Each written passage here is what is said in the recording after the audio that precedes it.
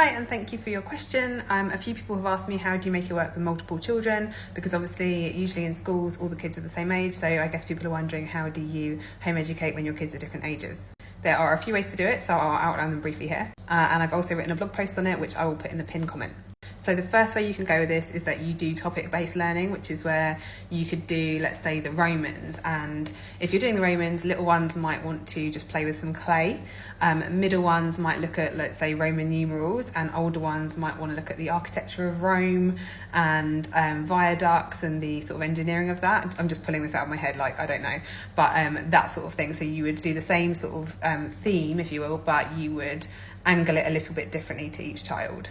In case you're wondering, it is fair chaos. Like, it's not like this whole thing where everyone's sitting down and there's birds singing and, in our kitchen, and it's like, yeah, it is a bit messy. So the second way you can do it, and obviously you can mix these methods, and this is what I do, is to have one-on-one time with the kids. So you'll do different things with each child. So I'll, for example, sit with Ira and do some felting. I'll sit with Elfie and I'll do some puzzles and some reading. I'll go with Esme and I'll help her with her sewing, whatever she's doing. And just, spending time with each of them, basically. And in this is different groups. So my older two go to different groups to my little one. So they have that time apart as well. But obviously their needs are getting met individually according to their ages and abilities and maturity levels. So having separate times with them as well is the other way. Another thing you can do is self-led projects. So obviously if the kids want to study their own things, then you can sort of set them off and encourage really independent work, and that's another way they can learn.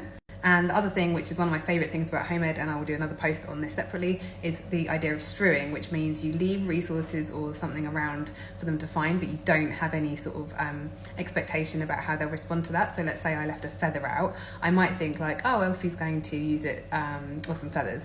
Elfie's going to use it to make a bird craft, but actually she might pick it up and think, oh, I remember seeing this in some Native American Indian book, and so she decides to go with that angle. Esme might see it and think, oh, I'm going to make a quill out of it.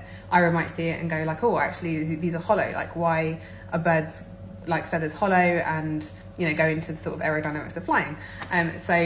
Strewing is one of my favorite things to do because it really highlights the individual nature of the kid as well, and it's just lovely to see them respond to stuff really authentically. You don't have to do the national curriculum when you home educate, and we don't. So that is one of the ways that, I guess it makes it easier in some ways that my kids aren't doing set work at a set time, 3 different levels of work, 3 different subjects. So you really have to make it work for you and your family and find the best way that your kids learn. And it is definitely individual to each family.